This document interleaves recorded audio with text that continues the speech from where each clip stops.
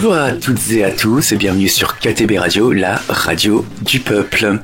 Dans l'émission d'aujourd'hui, nous avons le plaisir, l'immense plaisir d'accueillir le groupe Tangible, composé de Ludo au chant et à la guitare, Laurent à la basse, Mathieu à la guitare et au chœur, et Sébastien à la batterie. Bonjour à tous les quatre. Bonjour. Bonjour. C'est un grand plaisir de vous accueillir sur le plateau de KTB Radio. Vous avez fait un petit voyage parce que vous venez du sud, de Marseille, c'est ça? Aix-en-Provence et Marseille, ou Marseille et Aix-en-Provence, pour faire plaisir à Laurent. Un grand plaisir à vous. C'est un vrai plaisir, de vous accueillir. Partagez. Alors, pour introduire l'émission, pour que les auditrices et les auditeurs puissent d'emblée entrer dans votre univers musical, j'aimerais vous demander comment vous définiriez votre style musical. Vas-y. Eh bien, du rock brut et honnête. Rock brut et honnête. Voilà. Absolument. Qu'est-ce que ça signifie, brut et honnête? Honnête, donc au sens vrai, réel. Voilà. Émotif. Sincère. Dans ce qu'on essaie de raconter, les émotions qu'on essaie de transmettre, à la fois par la musique et le texte. Et brut, pareil, il a une dimension sonore de ce qu'on essaie de faire, sans trop de chichi, et sans complexe, voilà, avec un son plutôt des années 90, donc brut, tel que nous on l'entend et comme qu'on s'est façonné. On approfondira vos créations, vos compositions tout à l'heure. J'aimerais revenir tout d'abord sur le nom de votre groupe Tangible. Comment vous l'avez découvert et comment vous le percevez aussi, ce nom? Vas-y Laurent, fais-toi plaisir. Quand il a été l'heure de trouver un nom, on a fait plusieurs propositions. Le mot tangible, pour certains dans le groupe, ça représente quelque chose qui est d'une réalité évidente, tangible. L'autre sens de tangible est aussi palpable, touchable, donc ça correspondait déjà à la sonorité du mot nous plaisait, et puis ça correspond à ce qu'il en est, quoi. On a un projet qui commence à prendre vie et qui est pour nous d'une évidente réalité, quoi. Voilà, en gros, quoi. Ouais. Puis en parallèle, il y avait on avait discuté, cherché le nom tous les trois avant que Seb réponde à l'annonce de mémoire, et quand il est arrivé dans le groupe après de répètes, ça nous paraissait également évident d'un point de vue humain et musical, donc Tangible, ça collait bien, et quand on lui a proposé, il aimait bien la sonorité également, donc on est parti là-dessus. Et je me rappelle quand même Laurent, qui aime bien, comme il dessine beaucoup, Ludo aussi, mais ils sont fans des graphes, au début de l'histoire du mot, on voulait quelque chose qui soit graphiquement intéressant, qu'on puisse gribouiller un peu de manière diverse, éclectique, et comme il y avait un T, un I, un L, ils ont fait pas mal de délire sur ces dessins, donc ça leur collait, ça leur allait bien, et voilà, c'est né comme ça, voilà. Donc Mathieu, Ludo, Laurent et Sébastien, comment vous êtes arrivés à la musique, chacun de votre côté? Est-ce qu'il y a des groupes, des musiciens qui vous ont donné l'envie de faire de la musique au tout début? On reviendra sur vos influences ensuite. Je vais commencer. Eh bien moi, ça a été révélation musicale, ça a été grâce au groupe Téléphone, qui m'ont donné envie de faire de la musique. Donc j'ai commencé par à jouer de la batterie autour de mes 15 ans. Donc je jouais dans ma chambre, téléphone à fond. Et puis ensuite, à mes 18 ans, j'avais envie d'écrire. Et pour écrire, il fallait que je joue un peu de guitare. Donc j'ai appris à jouer de la guitare et j'ai commencé à écrire. Et c'est comme ça que ça fait presque 30 ans que je fais ça, quoi. Voilà. Laurent, Mathieu ou Sébastien? Oui, ça va. Ouais, moi c'est un peu atypique par rapport à on dirait un parcours un peu classique pour quelqu'un qui fait du rock français.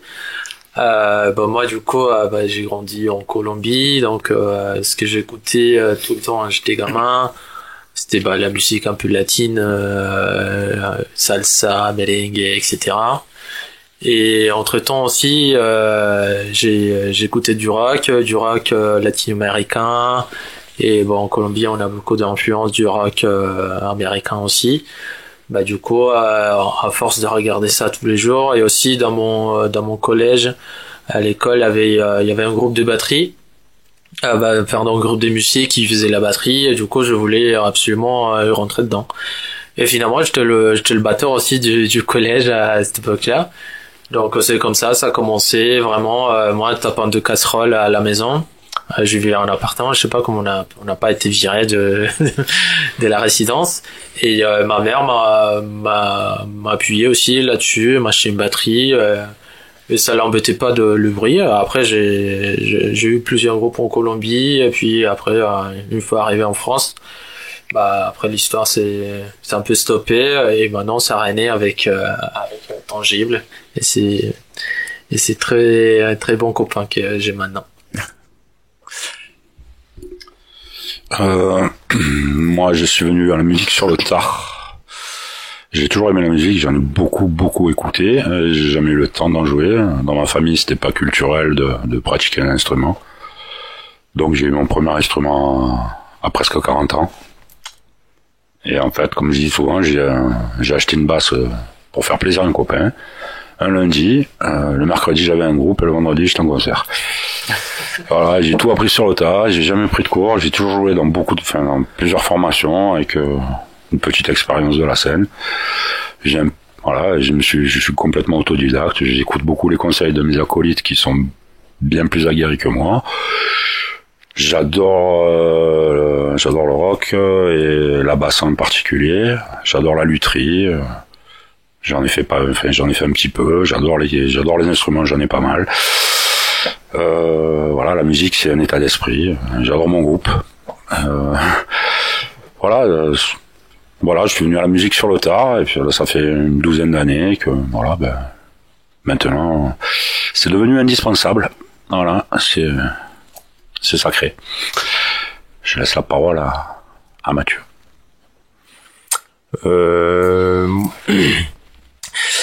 Moi j'ai été sensible assez vite, mais c'est surtout vers la fin du collège, parce qu'avant je faisais pas mal de sport, et je me suis retrouvé assez isolé pendant 2-3 ans là de ma vie, là vers 13-14 ans. Et donc j'écoutais une radio locale j'étais vers Nice, qui s'appelait Kiss FM, c'était franchement pas terrible, et je suis tombé sur un CD de Dire Straits, c'était Money for Nothing, et ça a commencé à me parler, notamment ce riff d'intro. Il y a également l'album Smash d'Americana qu'un gars m'avait passé, où là ça a été complètement dingue. Et suite à ça, j'ai commencé, comme j'avais personne avec qui la partager, parce que familialement c'était pas le délire, et j'avais pas encore de grands copains. J'allais à la médiathèque à Cocade, à côté de chez moi où j'habitais, il y avait une bibliothèque et une médiathèque, et là en fait ce qui m'a marqué, c'était, j'ai découvert Iron Maiden en fait avec les jaquettes Freddy, et notamment cet album X Factor. Donc, c'est pas représentatif puisque c'est un des rares où il y a pas Bruce Dickinson au chant, mais ces jaquettes là, cet univers là, donc j'ai commencé à prendre quelques vinyles, quelques CD, et j'ai découvert Marilyn Manson aussi, l'album Mechanical Animal. Et comme il y avait ce côté androgyne qui faisait vachement peur, etc., moi j'ai écouté, et les premières notes, ça m'a vachement touché. Et après, c'est pour ça que j'ai demandé à une guitare acoustique que j'ai achetée, j'avais 16 ans, pour jouer le morceau Coma White, l'intro, parce que c'est une espèce de lamine, donc c'est facile à jouer. Et après, j'ai eu la chance un an après de rencontrer 2 super copains, avec qui on a pu partager ça, et arrivé le lycée où il y avait une salle de musique. Alors moi je jouais pas, et à chaque fois j'allais les voir le vendredi, j'avais un peu les yeux qui brillaient. Et puis c'est parti de là, les premiers bars, et à cette époque-là il y avait un bar qu'on fréquentait qui s'appelait le Tapas, j'avais 17 ans, et il y avait les clips de Smashing Pumpkins, de Manson, des Red Hot, je me rappelle de Bullet with Butterfly Wings, et là j'avais les yeux qui brillaient à chaque fois. Et donc je me suis acheté ma première guitare électrique après le bac. Et bon, après j'en ai joué, j'ai arrêté d'en jouer, je m'y suis remis, mais c'est vraiment venu de là. J'avais besoin d'écouter ça, et c'était une très très très solitaire au début. Donc chacun, vous avez joué dans différentes formations auparavant. Mais comment vous vous êtes rencontrés? Alors Mathieu et moi, on se connaît maintenant depuis 20 ans. On a en fait, ma femme était son amie, enfin est toujours son amie. On s'est rencontrés comme ça, parce que Mathieu est un des meilleurs amis de ma femme. Et par contre, musicalement, on s'est rencontrés très tard. Du coup, il y a. Je suis quand même venu te voir en concert dans tes premiers groupes. Oui, c'est vrai. Une ancienne formation d'il y a bien 15 ans. T'étais venu nous voir à plusieurs fois. Ouais, j'allais les voir. C'est vrai. Et ensuite, on s'est rencontrés quand il est redescendu de Paris, en fait. Ouais. Parce qu'il habitait Paris, et quand il est redescendu à Paris, quand il est redescendu de Paris, on s'est dit, il faut qu'on fasse quelque chose, et on a monté une première formation, et qui, au bout de 2-3 ans, n'a pas fonctionné comme on le souhaitait. Et là, on est toujours ensemble pour Tangible. Voilà. Ça, c'est ma rencontre avec Mathieu. Laurent, c'est par annonce. Sébastien, c'est par annonce. Et ça a de suite matché, hein. Il n'y a pas eu de... Ça a été clair, quoi. Pour ma part.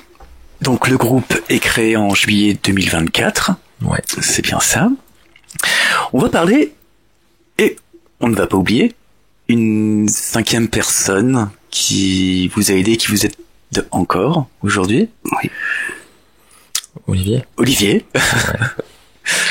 Olivier Rère, ouais. Olivier, il est pour beaucoup dans notre présence ici, hein. Clairement, parce que on l'a rencontré pour enregistrer des morceaux en studio lors d'une précédente formation qui remonte à 1 an. Quand on savait que le projet allait s'arrêter, il a cru en nous et tout de suite il nous a dit de mettre une annonce pour chercher un batteur.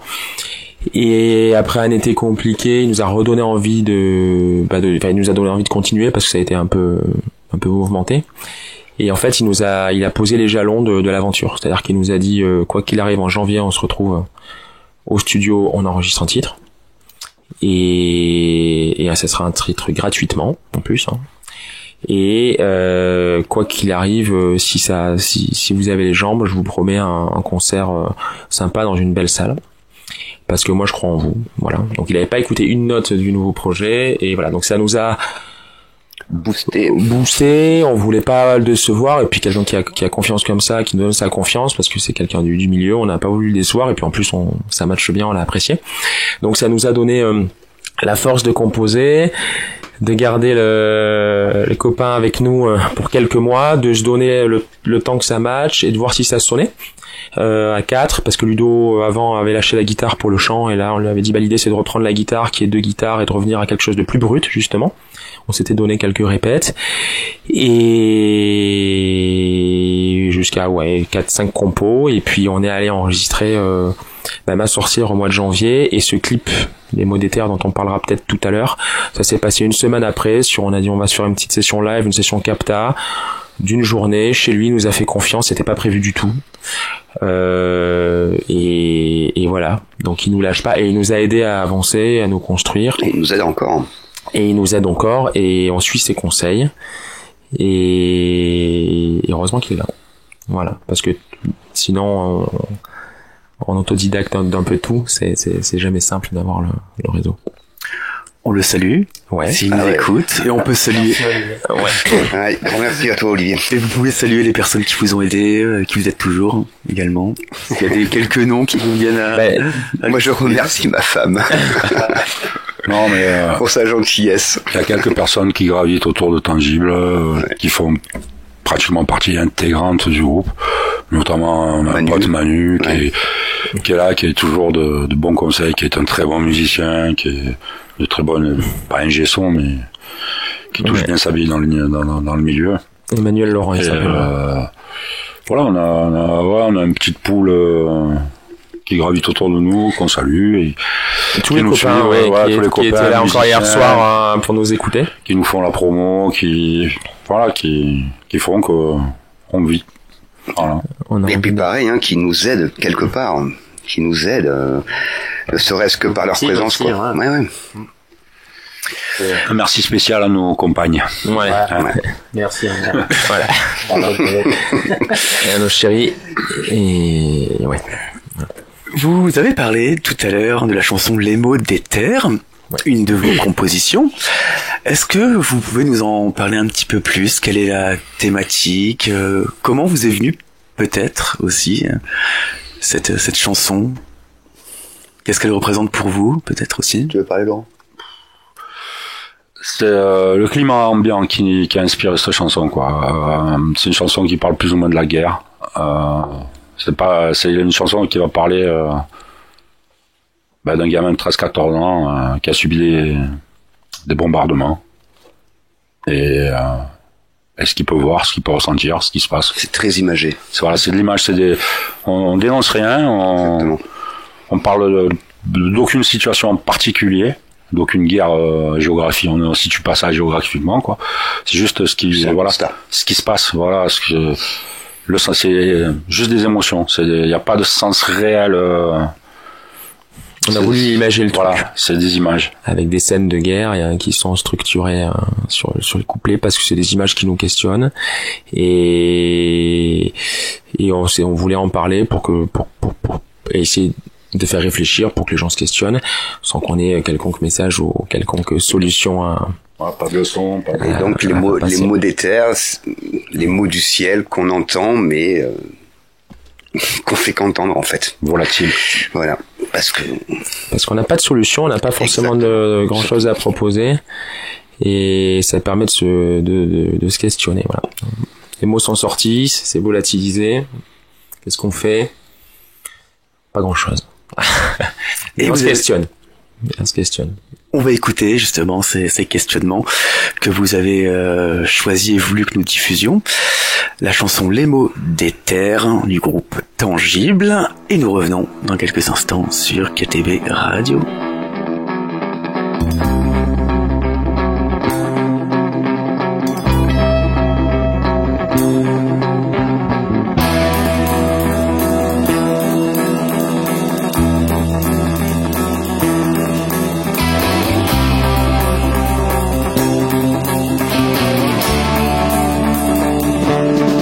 Lorsque le ciel témoigne d'un texte clair de plomb et que les astres déchaînent, tout à coup les plantes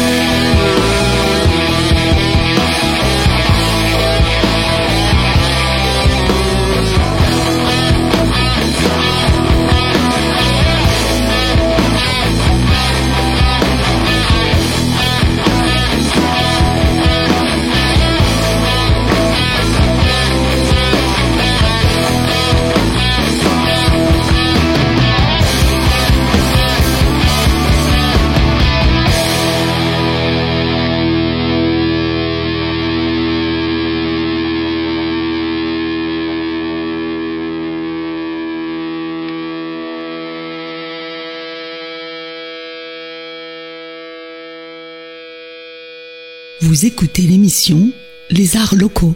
Et vous êtes toujours sur KTB Radio en compagnie du groupe Tangible, composé de Sébastien à la batterie, Mathieu à la guitare, Ludo au chant et Laurent à la basse. Alors, dans cette deuxième partie, on va rentrer dans votre travail artistique, le processus créatif, de vos compositions, de vos créations. Alors, j'aimerais tout d'abord revenir à vos instruments. Qu'est-ce qui vous plaît dans vos instruments respectifs? Est-ce que vous aimez? Vas-y, c'est le batteur en premier. Hein. Sébastien? Bah, moi, la batterie, en fait, c'est... Bah, déjà, je suis pas trop... Moi, je sais pas lire les solfèges. Bah, j'en ai fait un petit peu à la flûte quand j'étais petit. Bon, voilà. J'ai pas vraiment accroché. J'accroche, en fait, à tout ce qui est percussion. Moi, ce que je trouve plus intéressant à la batterie, en fait, ce qu'on pense, c'est des fois c'est des bourrins qui tapent sur tout ce qui bouge, quoi. Et en fait, il y a une musicalité derrière la batterie, et c'est ça que je voudrais amener dans les compos qu'on fait. Et c'est vraiment avoir le bon coup au bon moment du morceau qui transmet une émotion, qui appuie le chant, qui appuie la guitare, qui accompagne la basse. Vraiment, c'est cette musicalité avec tous les sons qu'on peut sortir de la batterie. On dit la caisse claire, mais la caisse claire, il y a énormément de sons. On peut sortir 10 sons différents de la caisse claire et voire plus. Et vraiment, c'est trouver ça et vraiment trouver tout cet arrangement musical qui peut donner la batterie pour accompagner tout ce qui gravite autour. On va faire la section rythmique. Ouais. Laurent? Alors, ce qui me plaît dans mon instrument, c'est faire le lien justement entre Seb et les autres. C'est-à-dire faire le lien entre la rythmique et le côté mélodique des guitares, quoi. Donc moi j'aime essayer de mettre un peu de groove dans ce qu'on fait, de la tonicité. Moi j'ai toujours aimé les bassistes assez simples, quoi. Je suis pas un fou des virtuoses du manche. J'aime l'efficacité dans la basse et j'aime la complicité que je peux avoir avec le batteur, notamment Sébastien. Et pour moi, c'est ça, essayer de faire le mieux possible la jonction entre l'harmonique et la mélodie et la rythmique de la batterie, quoi. Essayer d'être le plus en adéquation avec tout ça en gardant ma patte. Voilà, quoi.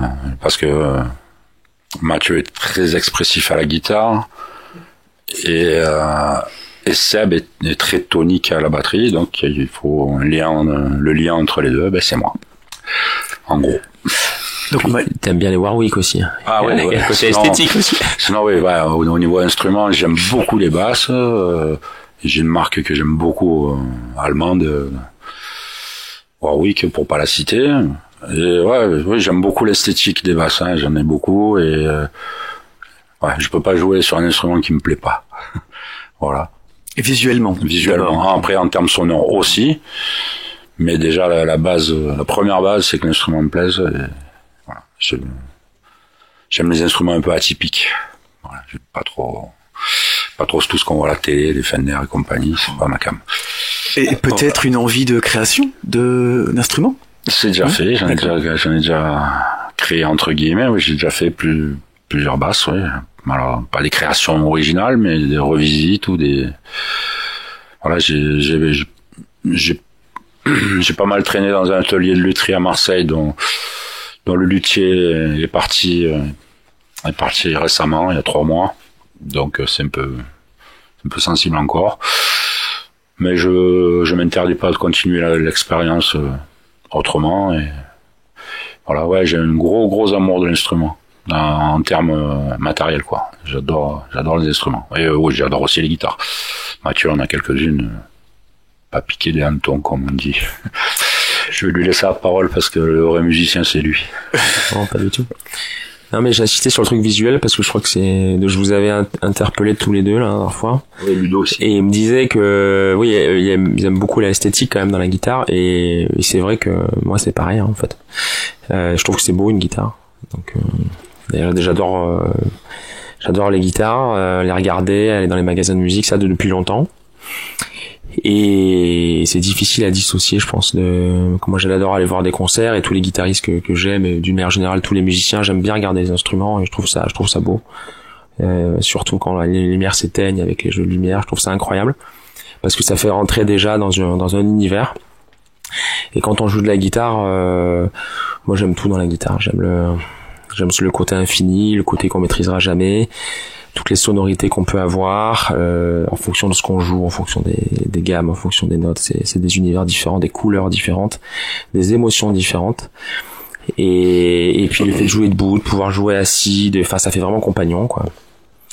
Donc je trouve ça chouette. Et puis il y avait aussi le côté au début, cette espèce de fantasme, quoi, qu'on n'arrivera jamais à maîtriser le truc.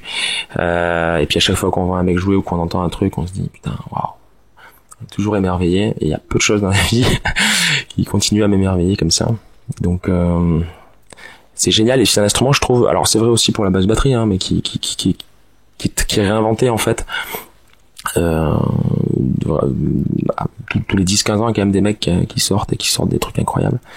Et ça, c'est vraiment chouette. Et là, ce qui se passe au niveau de la guitare, là, depuis quelques années, c'est assez nouveau. Donc, ouais, c'est chouette.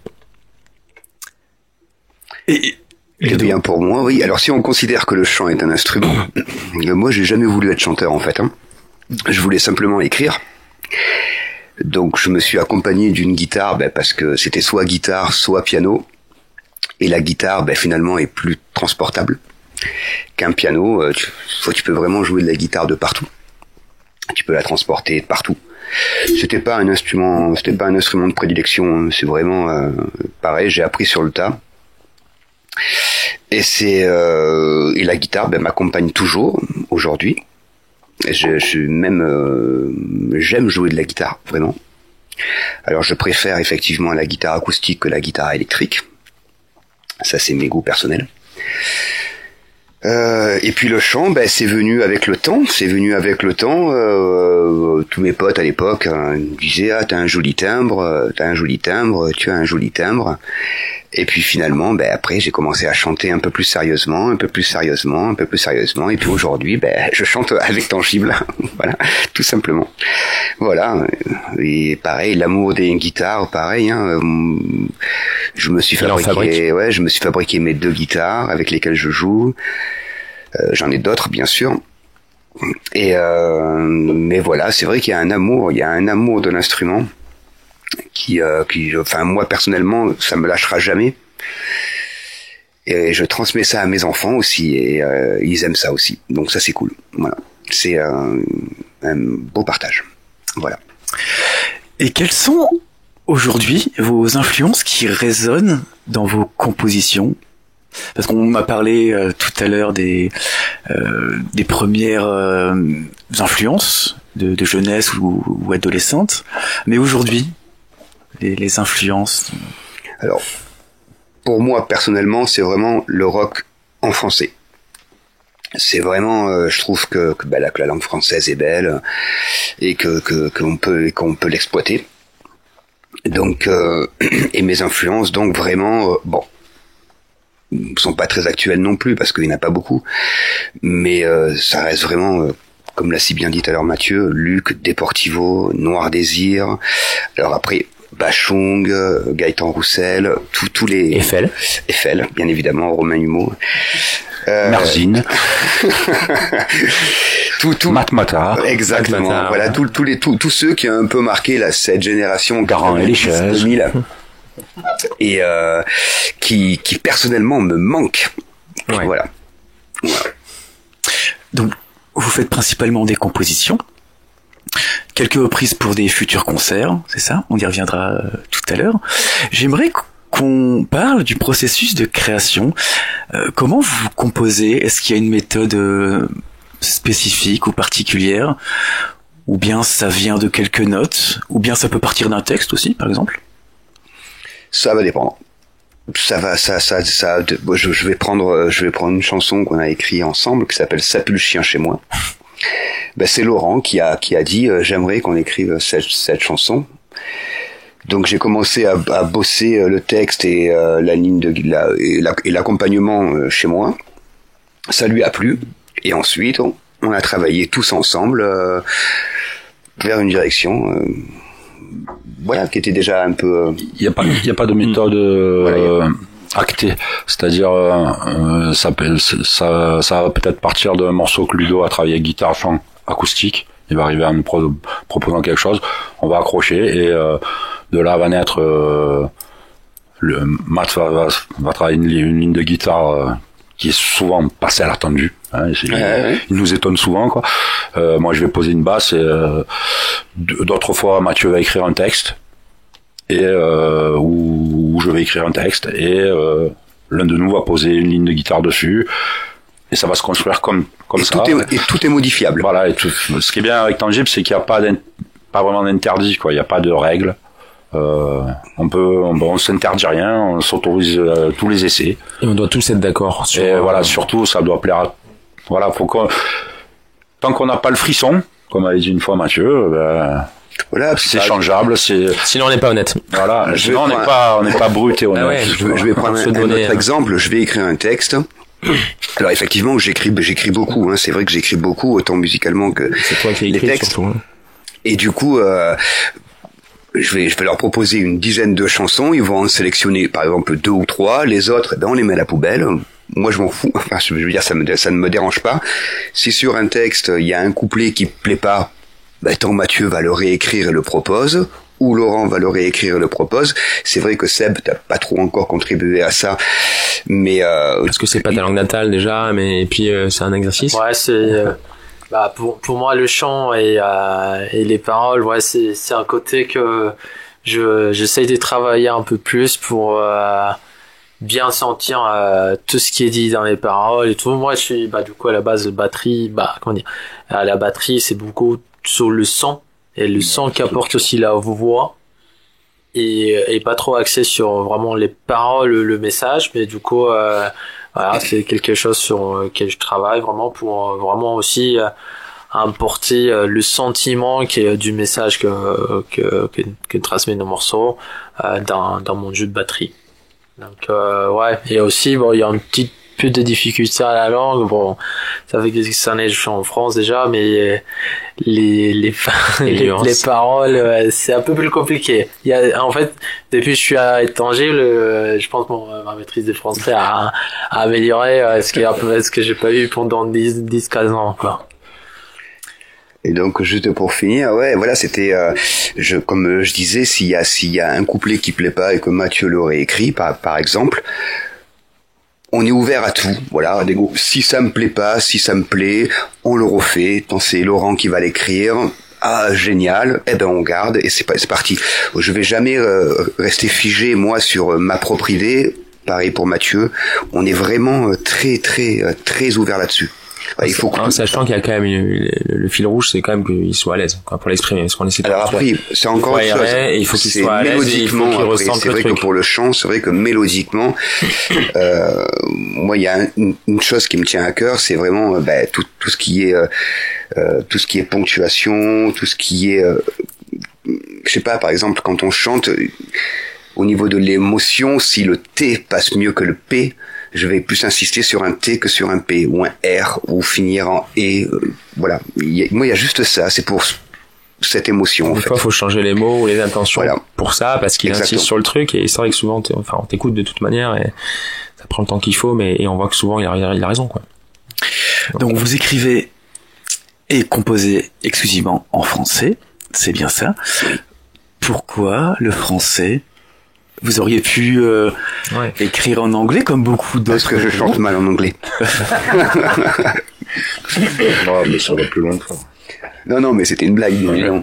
Non, c'est juste que il y a c'est la culture. Enfin, j'ai coutume de dire qu'il y a beaucoup de groupes français de rock et peu de groupes de rock français.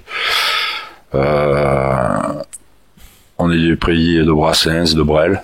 Enfin, Brel était belge, mais quand même du pays de Brassens, de Ferré, Bachung, Gainsbourg, même des Souchons et compagnie. Enfin, voilà, même du Nougaro et du Béco. On est du Barbara, on a quand même eu... Parce que ça résonne. Un beau patrimoine à ce niveau-là. La langue française est belle quand elle est bien maniée.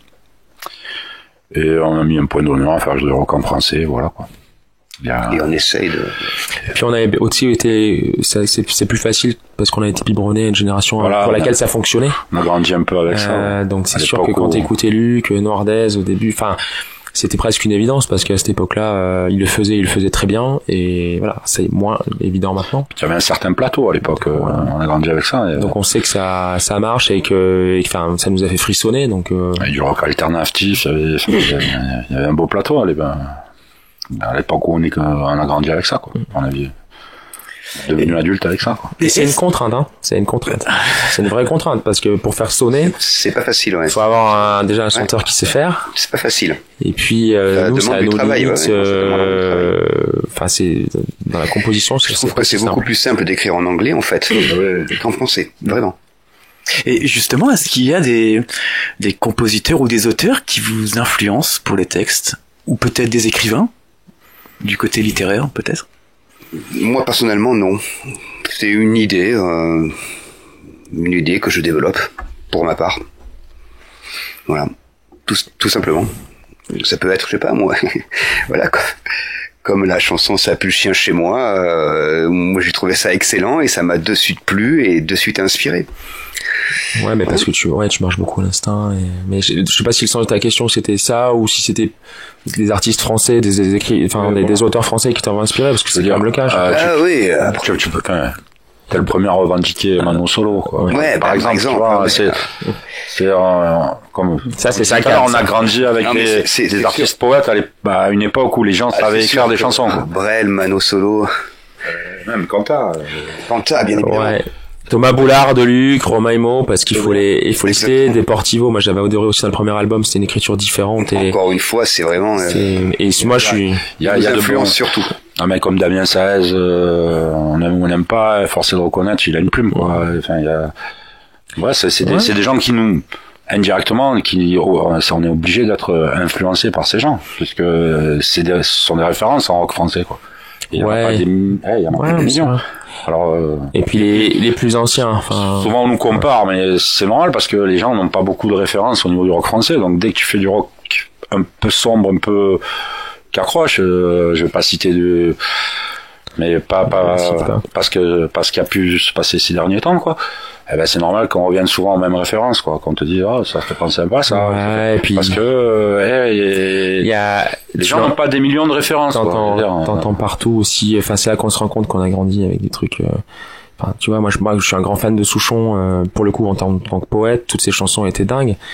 Et enfin, celle qui dans les années 90, ça passait à la radio. Je pense à Full Sentimental, qui est c'est pas du tout ma préférée, mais en tout cas, ça passait tout le temps à la radio. Gainsbourg, les classiques, il y avait toujours des radios françaises pour les diffuser. Bachung, c'est quand même extraordinaire. Bon, moi, je préfère surtout les albums les plus récents, mais des trucs comme Fantasy Militaire, c'est des chefs-d'œuvre. Ça passait encore. Donc ça, c'est des trucs qui nous ont biberonnés.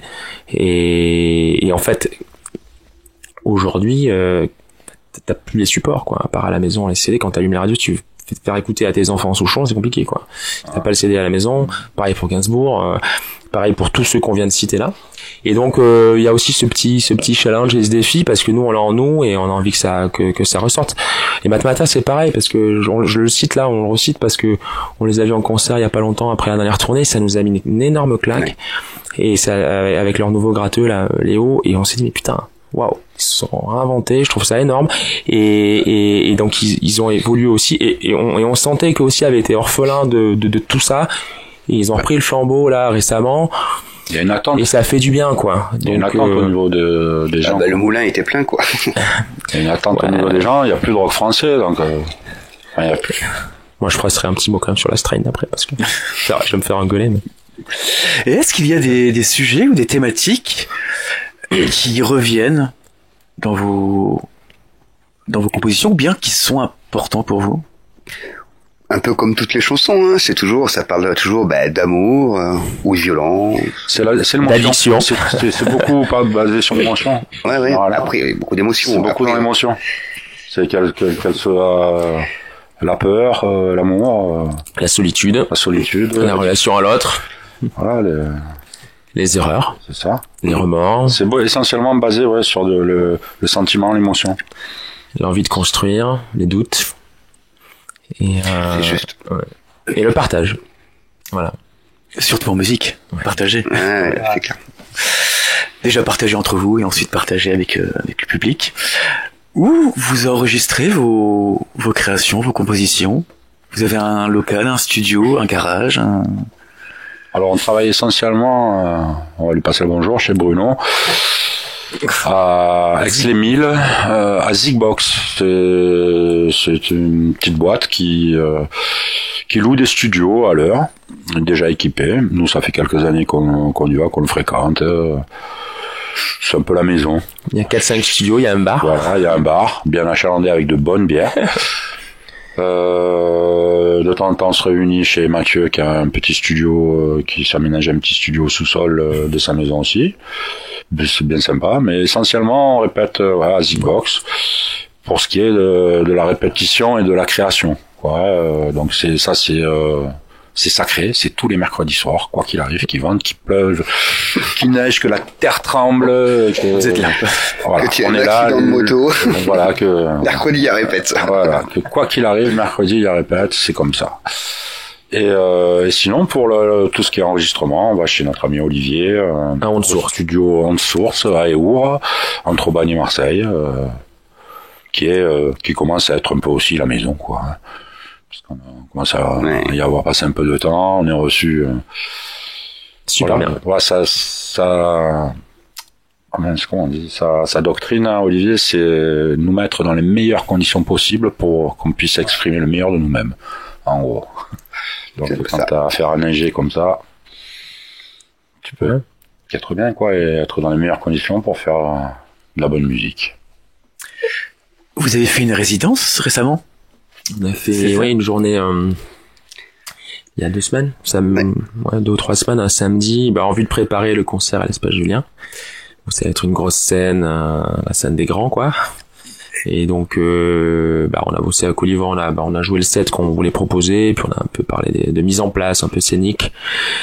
On a appris plein de choses, tout le côté pro qu'on maîtrise pas en fait, forcément c'est pas que de la musique, toute la partie show en fait qui est un vrai boulot et auquel on essaie de s'initier. Donc on a besoin de conseils, donc on a fait ça en confiance. Alors il y avait Olivier, il y a notre pote Manu qui est venu nous voir et c'était super. Voilà. Ça a appris comment on construisait un spectacle, quoi. Comment la chronologie, comment de amener ça un petit peu. On avait déjà une idée à peu près de ce qu'on voulait faire et en fait lui il a conforté, il nous a dit précisément où mettre l'accent, où appuyer sur tel à tel moment et et se rendre compte de beaucoup de choses. La façon de se mouvoir sur une scène, histoire qu'il n'y ait pas de cafouillage. Comment s'adresser au public, qu'il soit devant ou plus loin, des choses. Exactement, l'univers de la scène. Et surtout quand c'est grand, pas s'y sentir.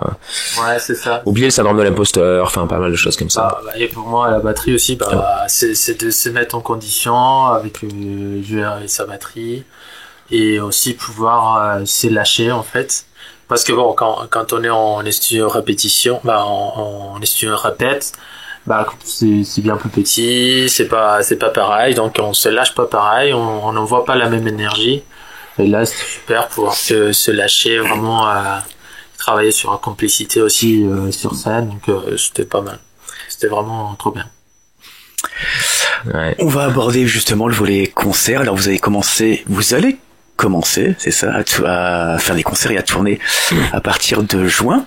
C'est bien ça? C'est ça. Est-ce qu'on peut annoncer les chansons que vous allez reprendre? Vous allez refaire des reprises aussi? Pas sur ce concert-là. Pas sur ce concert. Il y a le format, pour ce concert-là, c'est pas de reprise. Donc on a 7. On peut les annoncer? Ah, si tu veux, bien sûr. Oula. Donc alors le format c'est le 7. Le format c'est 30 minutes. Il y aura 3 groupes. Si on peut en parler, on jouera avec Rocky Payette et Babylone Pression qui jouera après nous. Donc c'est cool pour nous. Ça va être une chouette rencontre. C'est un format de 30 minutes. Et il y aura 7 morceaux. On va jouer un morceau qui s'appelle Les Erreurs. Après il y aura Les Mots d'éther. On va enchaîner avec les Déserteurs de l'Espérance. Le 4e morceau, ça va être Ça pue le chien chez moi.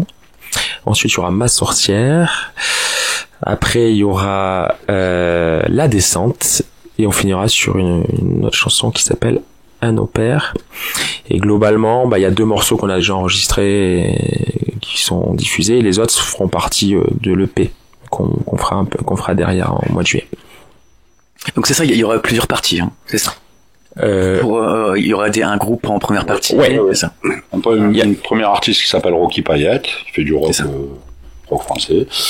Derrière, c'est Tangible. Et derrière, c'est Babylone Pression, gros groupe de punk rock marseillais. Il y a pas mal de tournées. Et ouais, l'idée c'était de faire du rock à Marseille. C'était le thème de la soirée. Exactement. La soirée s'appelle Nevermind Marseille. Nevermind Massilia. Ah ouais, Nevermind. Pour moi. Nevermind Massilia. Pour les origines. Les années 90. Donc Nevermind. Sex Pistols aussi. Nevermind the Block. Ouais, exactement. C'est Bollocks. J'aimerais qu'on revienne sur votre cohésion. J'ai cette sensation, j'ai cette impression qu'il y a un côté famille, un côté de complicité entre vous. Ouais, non, mais pas Ludo. Pas Ludo. La musique rapproche. Ludovic a une malodorant. On a de le laisser à l'écart. Non, c'est sûr que la musique rapproche, hein. Ça crée des liens, vraiment. Donc déjà, moi, avec Mathieu, on se connaissait déjà depuis longue date, et c'est vrai que ça nous a encore plus rapproché. Avec Laurent, voilà, c'est une famille maintenant, et Seb, petit à petit, pareil, devient... Disons que quand tu partages ta passion pendant 4 ou 5 heures, au moins un soir par semaine, que tu laisses tes enfants, famille, femme, un soir par semaine, pour aller vivre ça avec tes potes, et que ça marche, et que tu prends ton pied... forcément les liens, ça resserre les liens. Tu dis des choses quand on rentre dans la salle de répète, c'est notre sanctuaire. Les problèmes, on peut même les amener dedans parce qu'on peut en parler.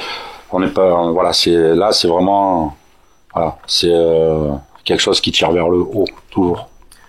Et après, un groupe, c'est bien au-delà de la musique, c'est vraiment, c'est un partage. Mais au quotidien, on s'écrit beaucoup, hein. Aussi. Et en fait, il y a, pour moi, maintenant, je connais un peu plus, tous les trois. Chacun a une personnalité complètement différente.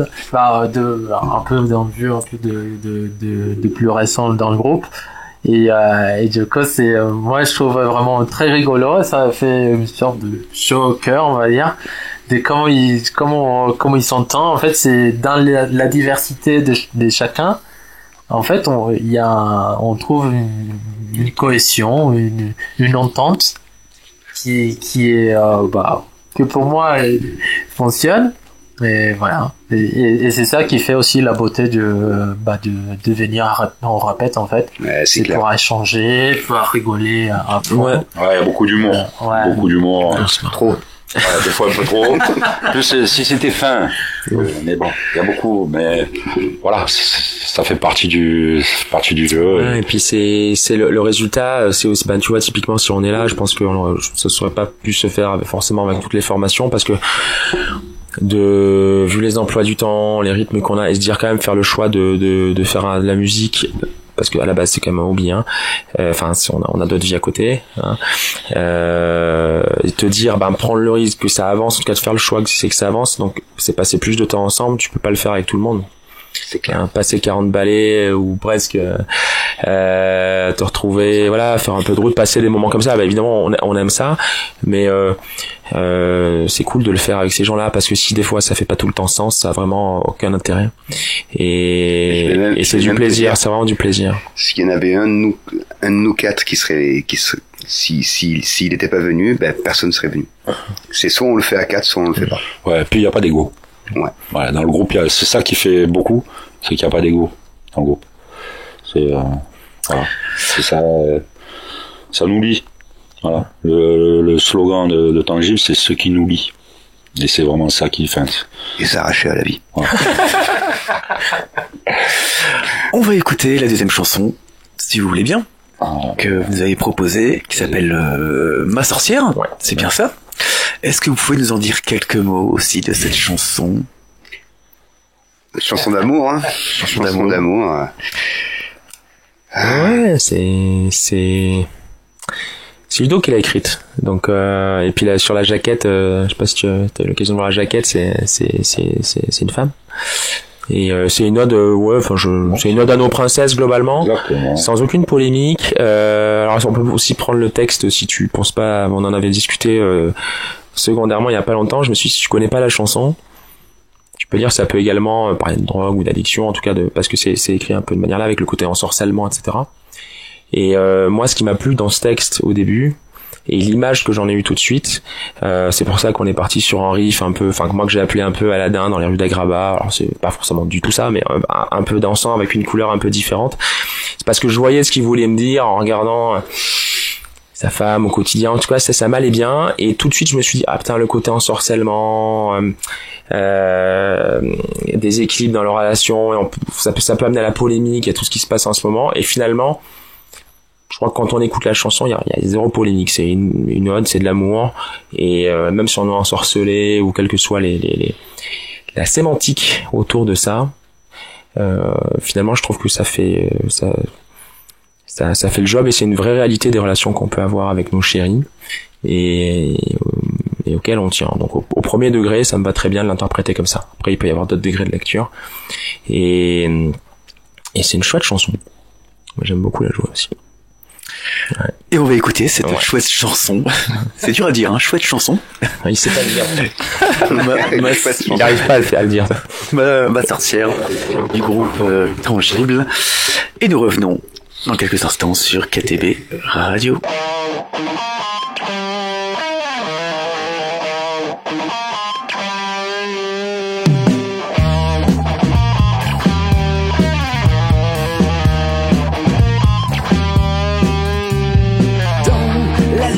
De la nuit, elle danse et elle rit, ma sorcière envoûtante. Elle a l'amour infini, le cœur épanoui, dans les bras de celui qui l'a choisi.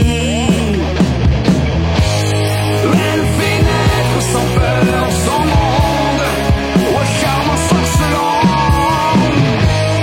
des mystères étoiles si puissants.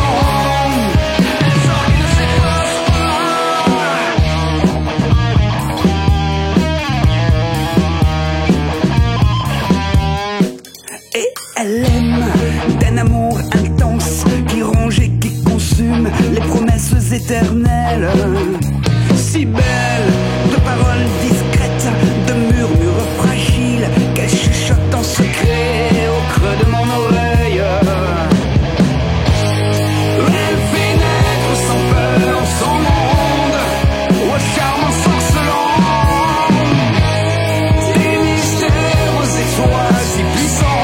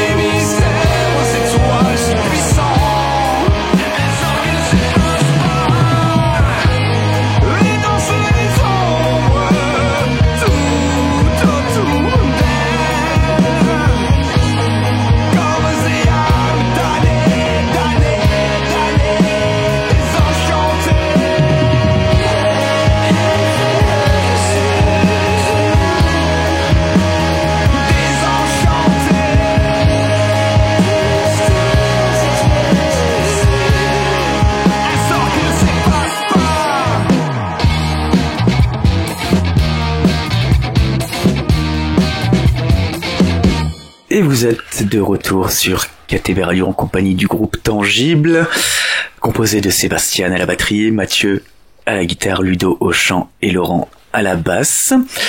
Alors, j'aimerais vous poser une question un peu plus personnelle à chacun. Qu'est-ce que vous apporte la musique, ce que vous faites, ce qui vous plaît dans vos activités? Je commence. moi, ça me permet d'extérioriser un peu tout mon mal-être. Déjà.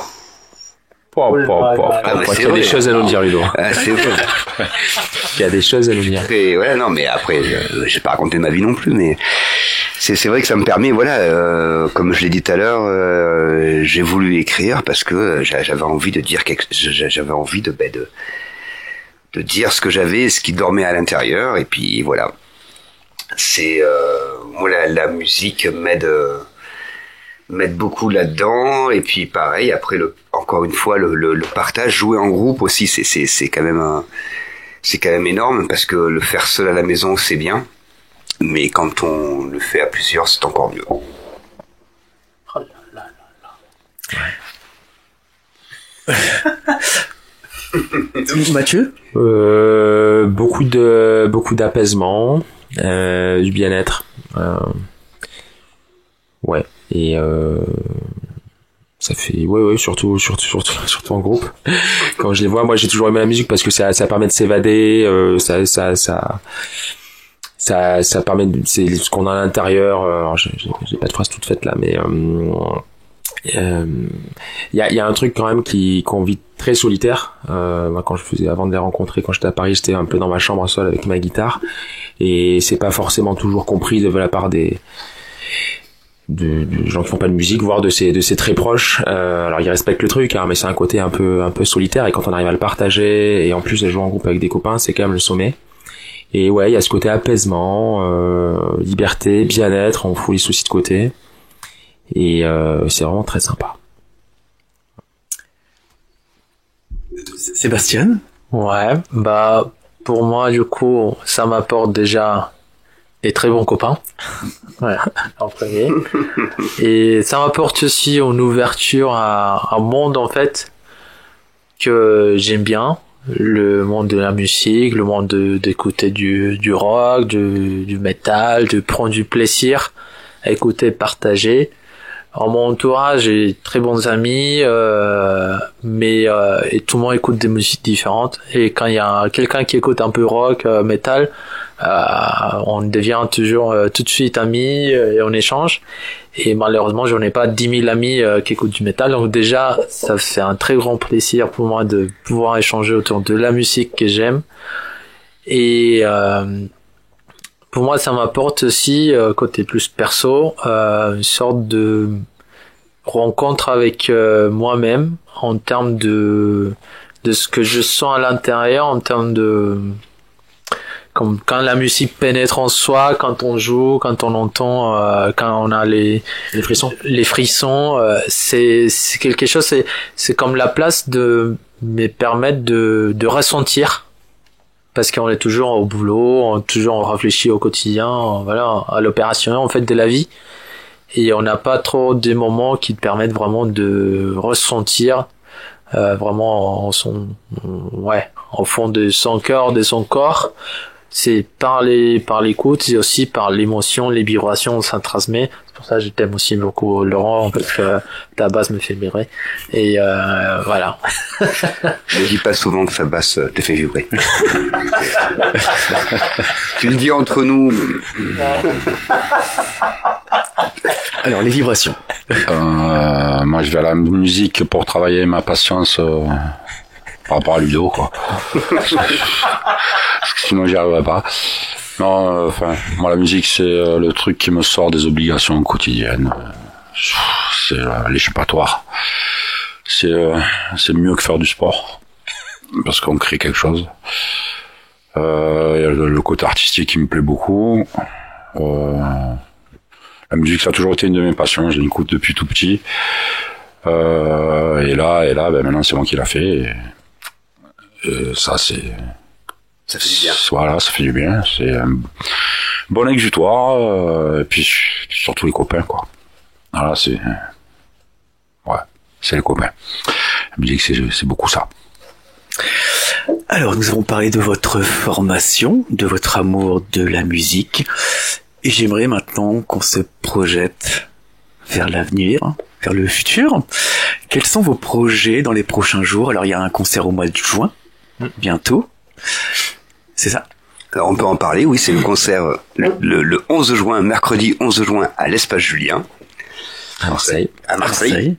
Ouais. Et notre projection, franchement, bon, l'enregistrement d'un EP ou d'un album au mois de juillet. Oui. Donc, qui sortirait, on va dire, pour octobre.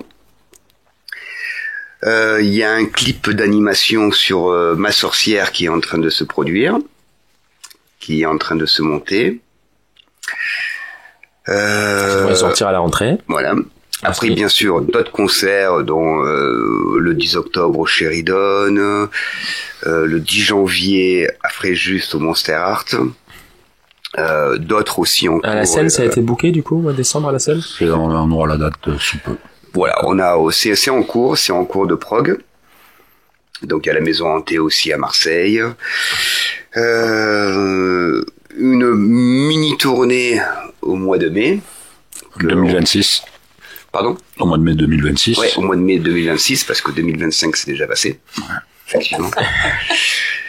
Et qui se programme aussi, doucettement. Donc on partirait du sud pour monter, je pense, au plus haut jusqu'à La Rochelle. Une dizaine de dates sur une dizaine de jours. Voilà, et puis après on n'en sait rien, on sait pas trop. Olivier Rère, notre coach, nous parle d'éditeurs, voilà, on sait pas trop encore. On va se laisser un peu guider aussi par Olivier. Et puis on va voir où ça nous mène. Voilà. On fait les choses petit à petit, dans l'ordre, parce que finalement l'information est quand même assez récente, mais on essaie d'avancer en gardant le plaisir, et puis voilà, puis faire partager un maximum, voilà. Et puis avec des concerts, parce que c'est comme ça qui est chouette. Ouais. Après l'important c'est de consacrer aussi à faire ce qu'on aime, la musique, et voilà, donc on se projette aussi à faire beaucoup des morceaux qui envoient, qui nous fait beaucoup d'énergie, des frissons, qui vraiment nous fassent aussi vivre cette énergie. Ouais, parce qu'il faut aussi garder un peu de temps aussi pour la composition, car ça prend du temps. Ouais. Et voilà. Donc possiblement en automne un EP, c'est ça ? Ouais, c'est ça. Où peut-on suivre toutes vos actualités ? Donc réseaux sociaux. Alors, sur tous les réseaux sociaux, Insta, Facebook. Ouais. Vas-y, Laurent. On est présent sur Facebook. L'adresse ce sera Tangible Group, parce que ce support n'accepte pas juste Tangible. Allez savoir pourquoi. On est présent sur Instagram. On débute sur Instagram. On est des vieux que c'était Facebook. Il paraît qu'il faut être sur Insta, donc voilà, on balbutie un peu sur Instagram, mais ça va s'améliorer parce que on a un coach maintenant sur Instagram. Et sinon, on va nous retrouver sur toutes les plateformes. Je sais pas si on peut les citer, mais Deezer, Spotify, YouTube Music, Apple Music, Bandcamp, etc. Voilà, tout, voilà. Vous avez une chaîne YouTube aussi ? On a une chaîne YouTube, oui, là où pour l'instant il n'y a qu'un clip, mais ça va d'ici la fin de l'année, ça sera achalandé. Qui a été beaucoup vu déjà. Ouais. Ça c'est pas trop mal parti. On approche les combien 7000, 8000. Ouais, un peu plus de 7000, ouais. Un peu plus de 7000 en moins de 2 mois. C'est pas mal. Et on vous remercie pour les vues. Alors, vous savez que KTB Radio est une radio libre. Souhaiteriez-vous aborder un sujet qui vous tient à cœur, que vous avez sur le cœur, en lien ou non avec la musique ? Mais pas assez de rock à Marseille, voilà. Je le dis haut et fort et j'ai pas peur. Ouais, c'est vrai ça. C'est vrai qu'on vient de la ville du rap. Le rap français a été beaucoup influencé par le rap marseillais. Dans le premier temps par IAM, il y avait NTM de l'autre côté. Et puis la Funky Family a mis une deuxième couche qui a renforcé l'art de rue, quoi, et la musique à Marseille est beaucoup connue, et maintenant il y a Jules, quoi, beaucoup connue pour le rap. Il y a néanmoins une grosse scène métal sur Marseille avec des groupes qui tournent, qui sont très peu médiatisés, qui n'ont pas beaucoup de place. On peut en parler. Blooming Discord. Voilà, par exemple, un groupe comme Blooming Discord qui sera au Hellfest cette année. Peu de place dans la médiatisation. La ville fait pas grand chose pour le rock. Voilà. Il y a Landmarks quand même, hein. Ouais, il y a Landmarks, ça aussi, ouais, qui sont plus connus en Allemagne ou partout ailleurs. Hein. Quand tu vois Eiffel qui remplit des zéniths, et quand ils viennent à Marseille, ils jouent au Makeda, 400 ou 600 places. C'est un peu, voilà. Alors qu'il y a quand même un public rock à Marseille, mais manque de médiatisation, manque de possibilités, d'opportunités pour les groupes de jouer, très peu de scènes pour les groupes locaux. Pour la deuxième ville de France, c'est un peu triste, quoi. Voilà, c'est un sujet qui nous touche quand même de près. Il y a que ce soit sur Aix ou Marseille, Pogo Car Crash qui sort de Aix, marche pas mal. Il y a de la place pour le rock dans le sud, mais on la lui fait pas, quoi. Voilà, c'est un peu notre sentiment. Ouais, on peut parler de la Strain. J'ai le droit. C'est mon coup de cœur. On est allé voir la Strain justement à l'espace Julien et on s'est aperçu qu'effectivement il y avait bien un public rock à Marseille de tout âge, hein, de 20 jusqu'à 70 ans. Et les mecs, ils arrivent, ils font de la bonne zik, et d'ailleurs, ils disaient, quoi. C'est-à-dire qu'ils étaient eux-mêmes hyper heureux que l'espace Julien, c'est entre 800 et 1000 places quand c'est full. Ouais. Et ils étaient hyper heureux de le remplir, et ils disaient eux-mêmes, c'est pas facile, même les grands groupes viennent pas trop parce que les billets sont pas achetés. Et pour des gars des gros groupes qui remplissent les zéniths, ou dans le nord à Brest, Matmata quand ils sont descendus, moi je les ai vus à Aix au Sismic, vous au Moulin. L'espace Julien, c'est à peu près le même format.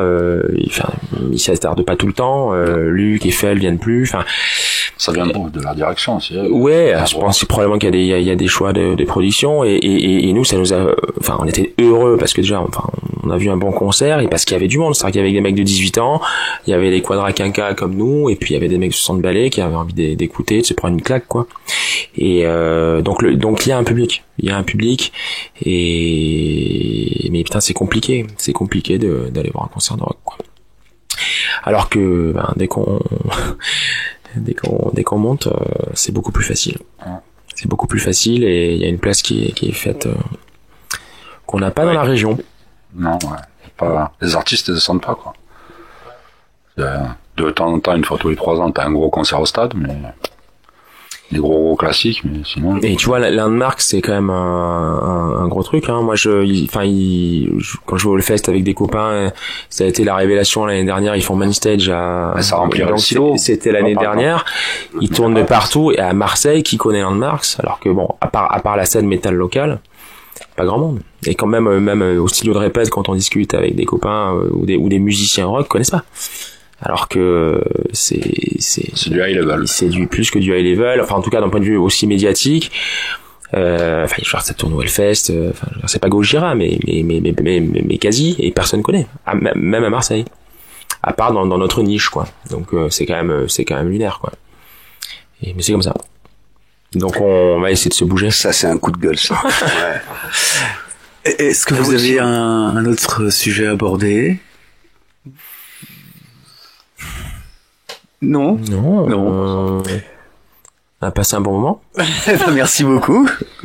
On arrive à la fin de l'émission. Ouais. Malheureusement, il faut se l'heure de la bière. Merci à tous les 4. Ouais, merci. Merci à toi pour ton accueil.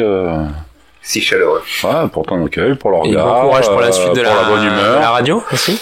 Et pour le soin que tu prends à t'intéresser à nous, à nous mettre un peu en lumière. C'est touchant, ça fait plaisir. Voilà. Un grand merci à vous 4. Donc merci Laurent, merci Ludo, merci Mathieu, merci Sébastien. N'hésitez pas à suivre toutes les actualités du groupe Tangible. Donc on a dit réseaux sociaux, Facebook, Instagram, chaîne YouTube, Deezer, Spotify, YouTube, toutes les plateformes. Et faites le déplacement le 11 juin à l'espace Julien. Le concert est gratuit. Il faut juste réserver sa place sur le site de l'espace Julien. On va faire quelque chose de bien. Mais de bien. Merci beaucoup. Vous avez mis la pression. Merci beaucoup. Merci Romain. Et à bientôt. À bientôt. Et si vous souhaitez faire un don à l'association KTB Radio, vous pouvez effectuer un don sur le site internet de KTB, donc c'est ktbradio.org. Nous vous remercions par avance de l'aide que vous pourriez nous apporter. Je rappelle que vous pouvez télécharger l'application gratuite depuis Play Store pour nous écouter où que vous soyez, à toute heure du jour ou de la nuit. N'hésitez pas à nous laisser des commentaires sur tous nos réseaux sociaux également. Merci aux auditrices et aux auditeurs d'avoir été à l'écoute de ce programme.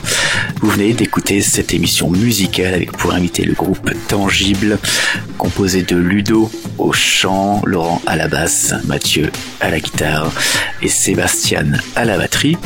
Et c'était Romain, votre radiologue de KTB Radio. KTB Radio, c'est votre radio, la radio du peuple.